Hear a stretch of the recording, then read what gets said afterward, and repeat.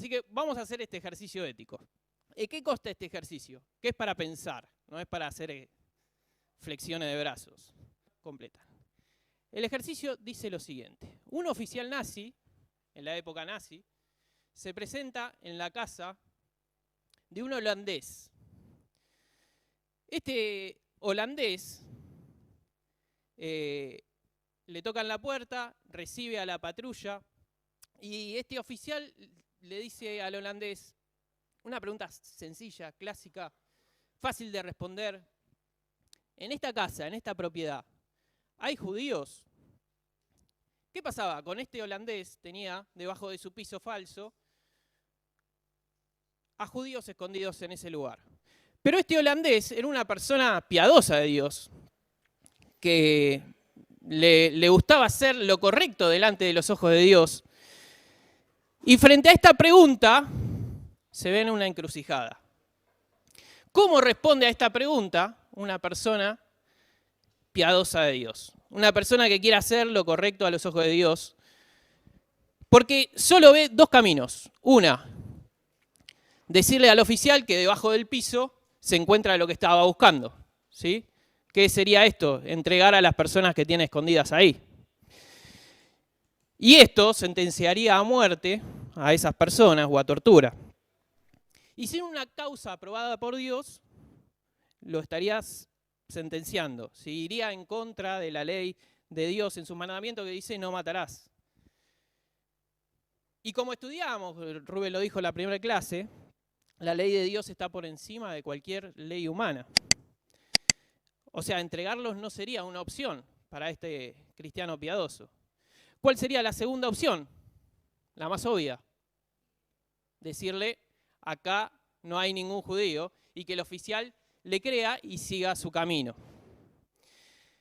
Ahora, ¿qué hacer frente a esta decisión ética imposible? ¿Qué camino tomar? ¿Qué camino optar? ¿Hay que optar por el pecado que a mí me parece que es menor de los dos? ¿Cómo resolver esta situación? Los escucho. Bien, quédense pensando en nuestro amigo holandés y ahora vamos a la clase que nos toca hoy. Ética privada, ¿sí? Ética privada. Lo primero, siempre me gusta, los que habrán venido los jueves sabrán, es definir de lo que estamos hablando. De lo que vamos a estar hablando es sobre los deberes individuales del cristiano. Y para empezar vamos a ver las definiciones. ¿Qué es un deber? Un deber es aquello que se tiene la obligación de hacer, ¿sí? Es aquello que estamos obligados a hacer.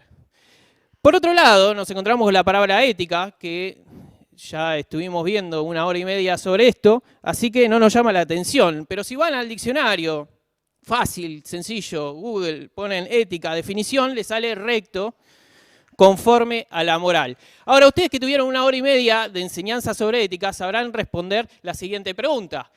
Moral, respecto a la moral de quién, como dice ahí. Y escucho, y hay caramelo.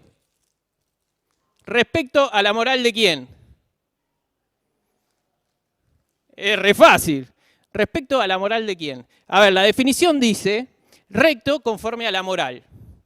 Ahora, ¿quién no es nuestro parámetro de moral? ¿Quién dijo? Ahí, lo escuché primero. Dios en nuestra respuesta. Ahí ustedes estaban viendo los apuntes, pero no está completo. El que quiere, escribe ahí. Dios. Si hablamos de ética cristiana, hablamos de entender lo que está bien y lo que está mal a los ojos de Dios. Lo ético y lo no ético, según sus lineamientos, su parecer, sus enseñanzas. La segunda pregunta, que también estuvimos viendo en los otros domingos, es ¿cómo? Y ustedes me responderán, ¿cómo? ¿Cómo sé lo que a Dios le parece bien?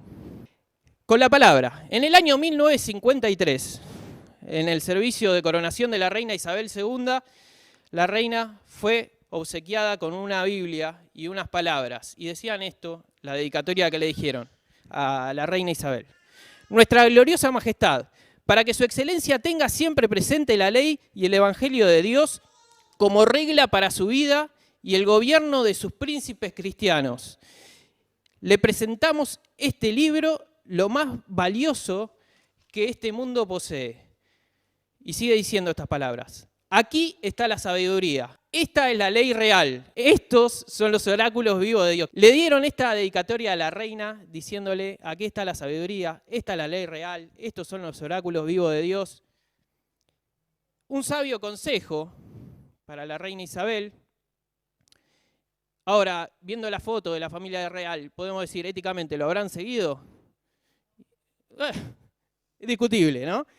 Pero el consejo es sabio, ¿sí? Tenés la Biblia como en donde vas a encontrar los principios éticos para vivir y para gobernar y para criar a tus hijos. Ahora, como hemos visto, en 2 Timoteo también nos dice, toda escritura es inspirada por Dios y útil para enseñar, para redarguir, para corregir, para instruir en justicia, a fin de que el hombre de Dios sea perfecto, enteramente preparado para toda buena obra.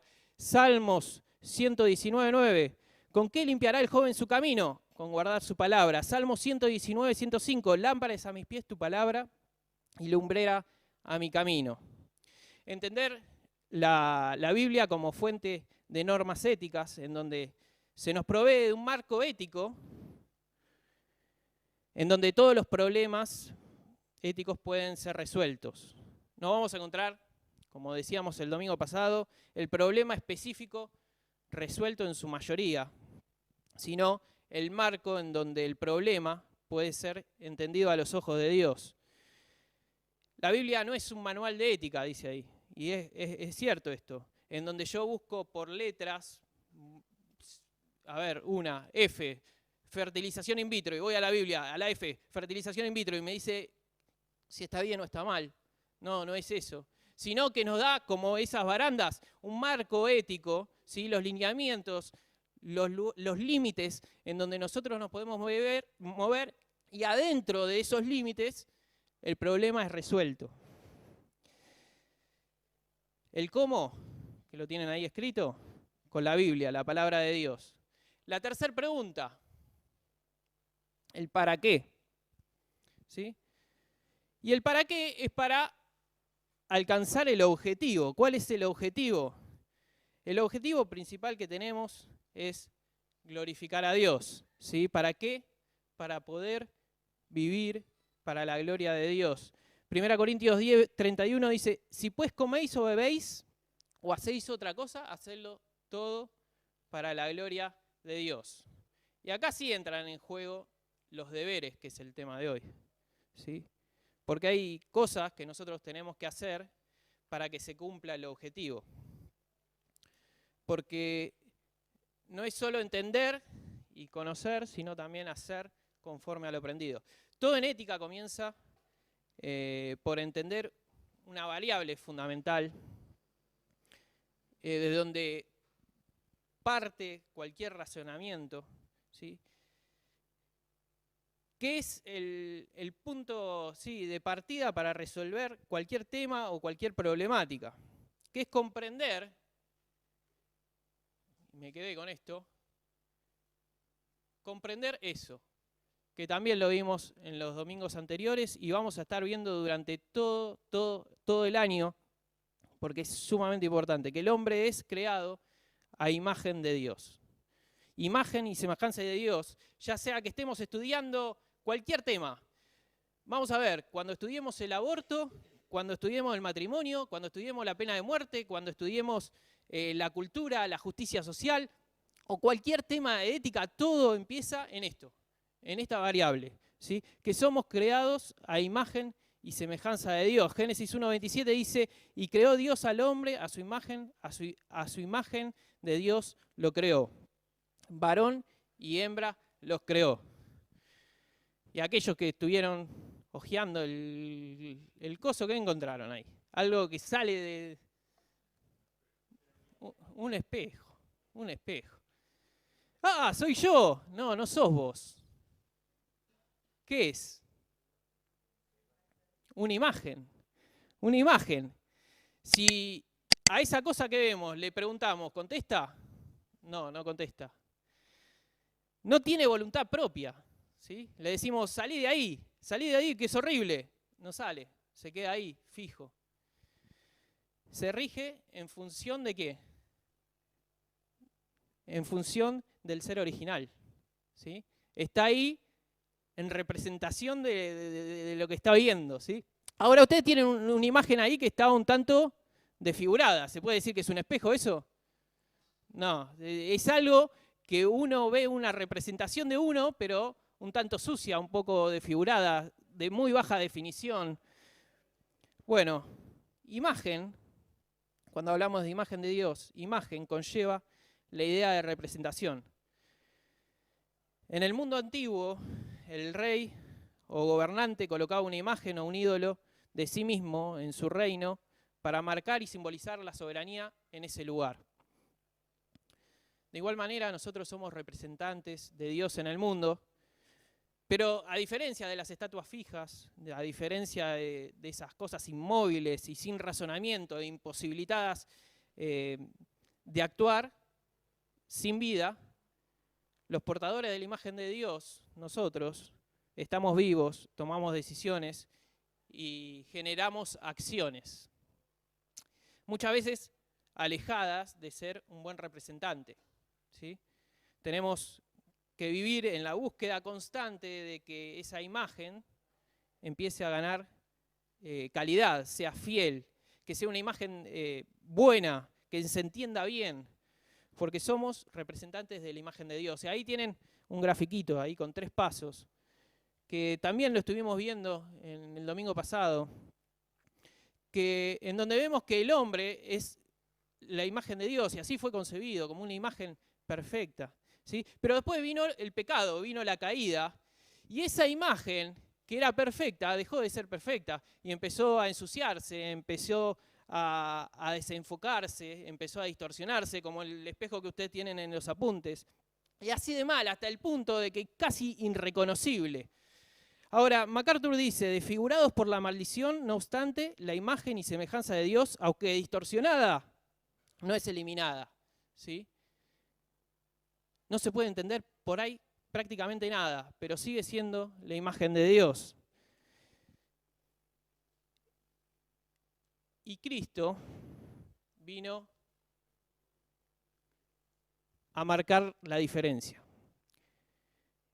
Nosotros éramos la imagen imperfecta y Cristo vino a representar o a hacer, a demostrar, mejor dicho, la imagen perfecta. Vino a mostrarnos a nosotros cómo tendría que ser esa imagen. Y esa representación absoluta, basada en lo que Él es lo que hay que imitar. ¿Sí? Romanos 8:29, que está ahí abajo chiquito, no sé si acá se... sí, se ve más grande. Dice, porque a los que antes conoció también los predestinó para que fuesen hechos conforme a la imagen de su Hijo. Y sigue diciendo, para que Él sea el primogénito entre muchos hermanos. Es nuestro deber imitarlo, es nuestro deber copiarlo. El propósito por el que Dios nos eligió es para que seamos conformados a la imagen de Cristo. Es como si dijera, ahí está el ejemplo, tenés que copiarlo, tenés que seguirlo, tenés que imitarlo, ¿sí? Muy bien, ética cristiana, el para qué. Ya están contestados. Para alcanzar el objetivo. ¿Cuál era el objetivo que vimos recién y que anotaron ahí? ¿El que anotó? Glorificar a Dios. Y para glorificar a Dios tenemos estos 3 puntos a tener en consideración. En primero, tenemos que tener un carácter que glorifique a Dios. Y esto es un deber nuestro, ¿sí? Buscar día a día el carácter como el de Cristo, imitar su carácter. Y este es un proceso que nos va a llevar toda nuestra vida, ¿sí? Pero es necesario. Pero antes de esta búsqueda, primero hay que conocerlo, ¿sí? Primero hay que conocer a Cristo, saber cómo se relacionó, cómo vivió, su forma de ser, su forma de pensar, su forma de actuar, ¿sí? Para poder después sí imitarlo y ser un fiel retrato de él. En segundo lugar,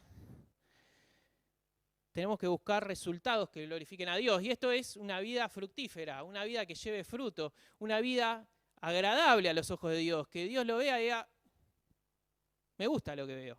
¿Sí? Juan 15:5, yo soy la vid, vosotros los pámpanos, el que permanece en mí y yo en él, este lleva mucho fruto, porque separado de mí nada podréis hacer. ¿Sí? Siempre de la mano de él, buscando frutos que agraden a Dios. En tercer punto, un comportamiento que glorifique a Dios, y esto también es muy, muy importante en nuestras obligaciones, en nuestros deberes. Un comportamiento que glorifica a Dios. Una vida de obediencia, además de Dios preocuparse por nuestro carácter, además de preocuparse porque llevemos fruto de agrado, Dios se preocupa también por nuestro comportamiento. Y ahí en Juan 14:15, si me amáis, guardad mis mandamientos. Una gran verdad. Si me amáis, buscad mis mandamientos. Además de buscar vidas que se amolden al carácter de Cristo y que den frutos para su gloria, también es muy importante buscar tener vidas de obediencia a los mandatos de Dios. Lucas 9, 23 y 25. Si alguno quiere venir en pos de mí, niégase a sí mismo, tome su cruz cada día y sígame, porque todo el que quiera salvar su vida la perderá, y todo el que pierda su vida por causa de mí, éste la salvará. Pues, ¿qué aprovecha el hombre si gana todo el mundo y se destruye o se pierde a sí mismo? Jesús nos asegura que todo aquel que quiera seguirle tiene que negarse a sí mismo, tomar su cruz, que esto es un deber, y que es contradicción con la misma naturaleza que nos lleva a pecar, ¿sí? Y estar dispuesto hasta perderlo todo, hasta el grado que estar dispuesto a perder la vida. Y esto significa que el cristiano debe odiarse a sí mismo, que tiene que repudiarse a sí mismo, que no quererse a sí mismo. No, no significa eso. Sino significa que el hombre tiene que sacar lo malo que hay en él. Y esto malo que hay en él es el ego. O en términos cristianos y de iglesia, el yo. ¿Sí? Lo que conocemos como el yo. Y el yo tiende a construirse en el centro de todo, ¿sí? Es el egocéntrico, el egocentrista, ¿sí? Él piensa que es el ombligo del mundo, ¿sí? El yo se rige por sus propios planes, ¿sí? Es autónomo, ¿sí? Nadie le pone reglas, nadie le pone nada, él hace lo que quiere, ¿sí? Y el yo busca su propia comodidad. ¿Sí? Y esto lo lleva a la carnalidad, ¿sí? A lo que le da placer, a lo que le da satisfacción hacer. Ahora bien, la salvación del hombre consiste en que, renunciando a sus propios criterios y planes, acepte el plan de Dios y se someta al plan de Dios. Y decirle no al ego es estar dispuesto a perder lo que es cómodo y a perder lo que es placentero para uno. Desechar el yo, por el contrario, no es odiarse. Desechar lo que somos uno no es odiarse, sino todo lo contrario. Desechar el yo es amarse a uno mismo y buscar lo mejor para cada uno de nosotros. Es así que el cristiano debe amarse a sí mismo como es. ¿Por qué? Porque Dios nos hizo para que cumplamos objetivos. Y nos capacitó a cada uno de nosotros, nos capacitó con todo lo que necesitamos para hacerlo. 1 Corintios 12:27 dice, vosotros pues sois el cuerpo de Cristo y miembros cada uno en particular. Dice cada uno en particular, ¿sí? Cada uno es importante, cada uno tiene su función, cada uno tiene su ubicación en este sistema que Dios creó, ¿sí? El cristiano debe amarse a sí mismo como es. En segundo lugar, el cristiano tiene que evitar todo lo perjudicial para su espíritu. Todo es reemplazable, todo.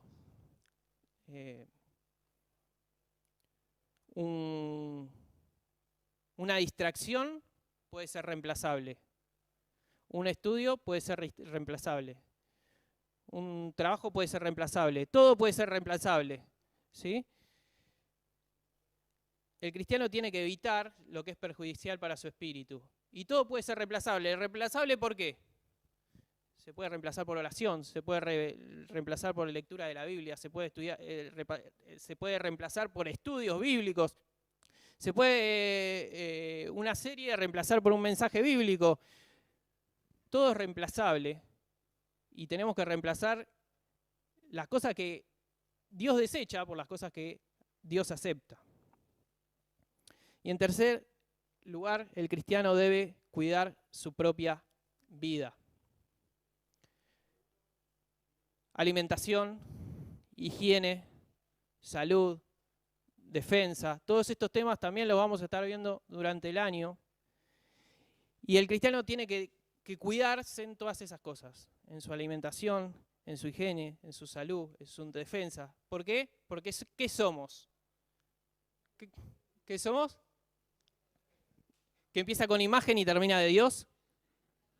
Somos imagen de Dios. Entonces, como somos representantes frente al mundo de lo que Dios es, tenemos que cuidar nuestra alimentación, tenemos que cuidar nuestro higiene, tenemos que cuidar nuestra salud. Hasta hay ciertos libros de ética que hablan de las vitaminas. ¿Hay que tomar o no vitaminas? Bueno, lo vamos a ver en el módulo de salud. Pero tenemos que cuidar nuestro cuerpo porque somos la imagen de Dios. Y tener una vida que glorifica a Dios no es fácil. Se necesita de un compromiso diario y de constante evaluación. Corrigiendo y actualizando el sistema para que funcione correctamente. Tener una vida que glorifica a Dios va a generar que la imagen de Dios se vea con más claridad, más nítida, de alta resolución y que nuestra imagen empiece a desaparecer, ¿sí? Y el ego se esfume, el control pase a ser de Dios y las decisiones las tome Dios y no mi yo interior. Y cuando se presenten los problemas éticos, como el de nuestro amigo el holandés, que sea Dios el encargado de resolverlos, ¿sí?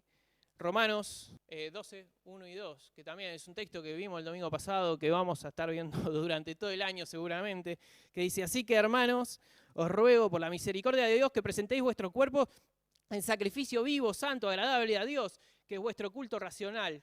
No os conforméis a este siglo, sino transformados por medio de la renovación de vuestro entendimiento, para que comprobéis cuál sea la buena voluntad de Dios, agradable y perfecta. Y acá vamos a hacer el comentario Disney. ¿En qué se basa el comentario Disney? Un comentario fácil, sencillo para toda la familia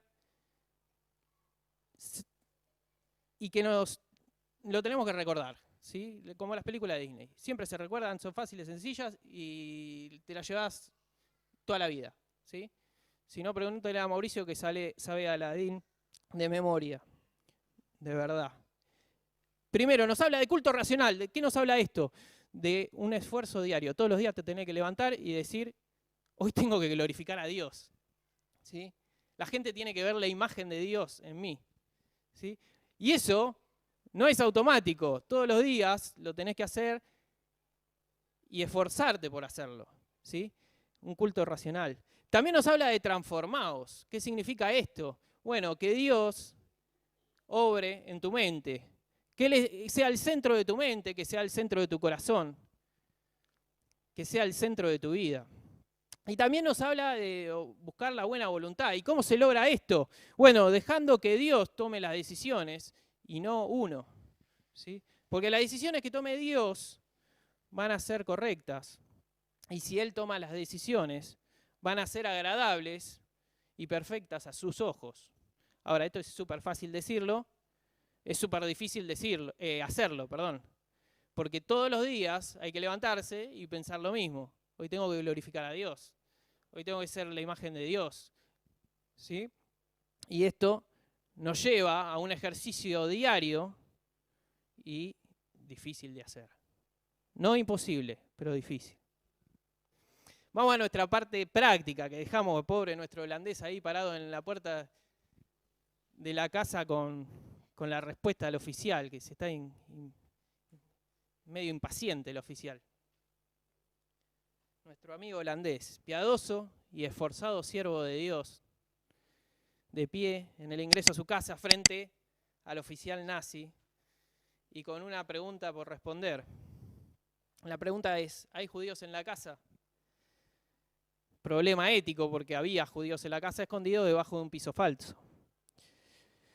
Problema ético con dos alternativas y las dos son incorrectas a los ojos de Dios. ¿Es posible tener que decidir entre el pecado menor o el pecado mayor?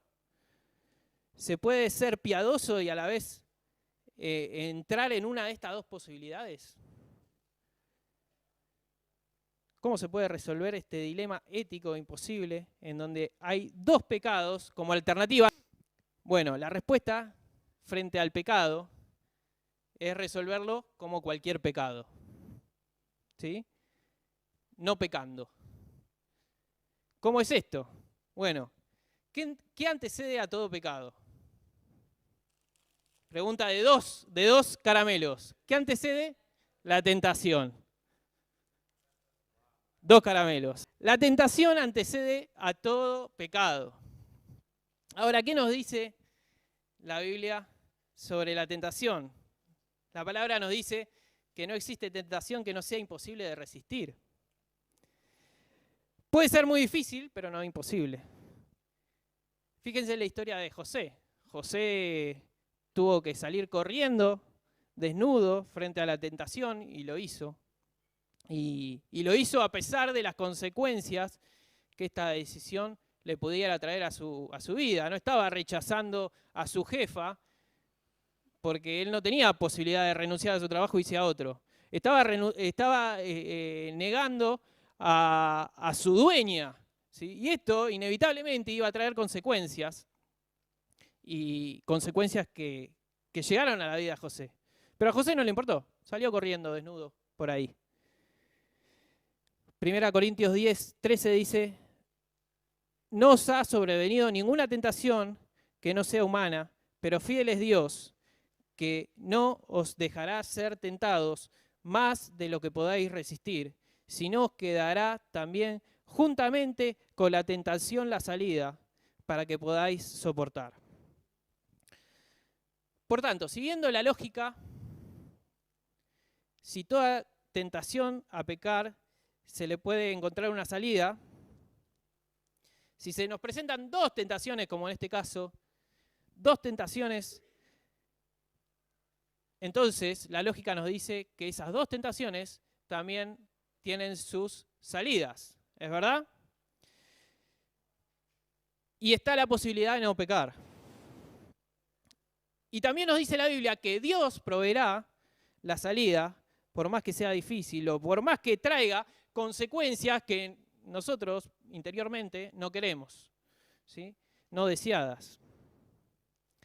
En síntesis, no existen los conflictos éticos imposibles.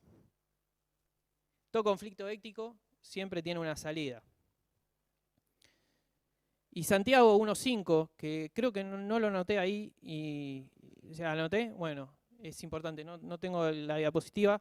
Dice: si alguno de vosotros tiene falta de sabiduría, pídala a Dios, el cual da a todos abundantemente y sin reproche, y le será dada. Ahora, sabiendo esto, y por tercera vez, alternativas. Dale.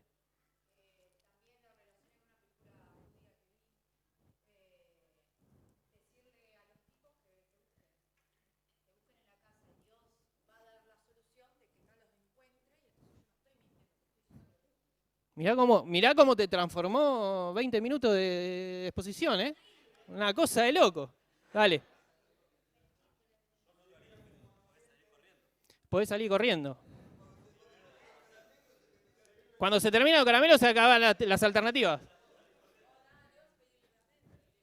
orar a Dios sí.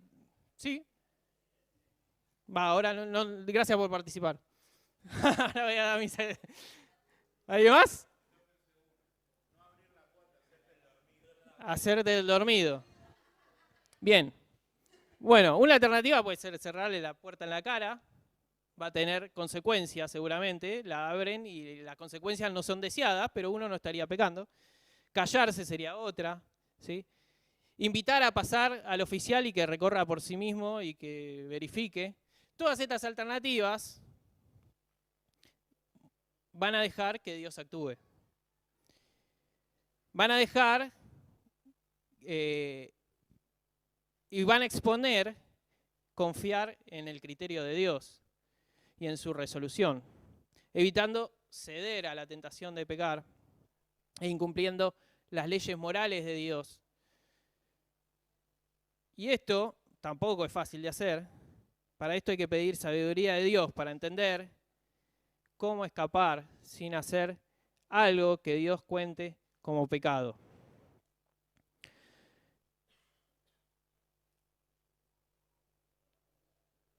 Siempre hay una salida, ¿sí? Siempre hay una salida a cualquier problema ético, a cualquier resolución ética. No hay conflictos éticos imposibles. Y es así que vamos a la conclusión ya. Hay un libro que estaba leyendo que siempre al finalizar cada capítulo tiene las palabras clave que me parece fantástico a mí eso, porque a mí me encanta la síntesis. A ver, yo hablaría en 1 minuto y medio y creo que me sobra medio minuto. Me gusta relacionar todo con una palabra y si ustedes entendieron estas, ¿cuántas son? 2, 4, 6, 7 palabras, me voy contento. ¿Sí? Si se llevan estas 7 palabras, está el objetivo cumplido. Primero, que es un deber, ¿sí? Es una obligación. Es algo que tenemos que hacer porque lo tenemos que hacer, ¿sí? Glorificar a Dios, el segundo concepto, es nuestro propósito en la vida, ¿sí? Glorificar a Dios y todos los días tenemos que proponernos eso, glorificar a Dios. El tercero, somos la imagen de Dios, ¿sí? Somos representantes de Dios y con todo eso conlleva un montón de cosas, nuestros cuidados, nuestro aprendizaje, nuestra cercanía a Él, ¿sí? Somos la imagen de Dios y tenemos que conocerlo bien para ser buenos representantes de Él. Esfuerzo, concepto que tiene mucho de deber, ¿sí? Todos los días nos tenemos que levantar pensando en hacer lo que tenemos que hacer, ¿sí? Control de Dios, que Él sea el que controle nuestra mente, nuestro corazón, el que gobierne nuestras decisiones, ¿sí? En el que toda decisión sea guiada por Él. Conflictos éticos imposibles, que vimos que no hay conflicto ético que sea imposible. Y la última palabra es salida, ¿sí? Todo conflicto ético tiene su salida. Texto clave también para que llevemos a nuestro corazón es este, que lo terminamos leyendo. Para terminar, así que hermanos, os ruego por la misericordia de Dios que presentéis vuestros cuerpos en sacrificio vivo, santo, agradable a Dios, que es vuestro culto racional.